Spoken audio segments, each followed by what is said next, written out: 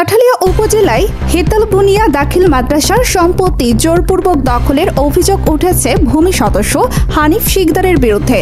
তথ্য অনুসন্ধানে রাজীব খান, কাঠালিয়া। অভিযোগ সূত্রে জানা যায়, ঝালকাঠি জেলা কাঠালিয়া উপজেলা ৪ নং সদর ইউনিয়ন হেতালবুনিয়া গ্রামে অবস্থিত হেতালবুনিয়া দাখিল মাদ্রাসার জমি জোরপূর্বক দখলে নেওয়ার চেষ্টা চালাচ্ছে ভূমিদস্যু মোহাম্মদ হানিফ শিকদার সহ কতিপয় ব্যক্তি। উল্লেখিত বিষয়ে আদালতে মামলা চলমান।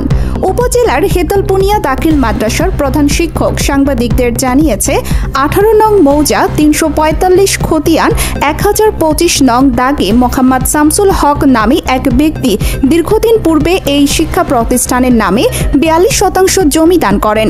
দীর্ঘদিন আমাদের শিক্ষা প্রতিষ্ঠানে দানকৃত জমি আমরা ভোগ দখল করে আসছি।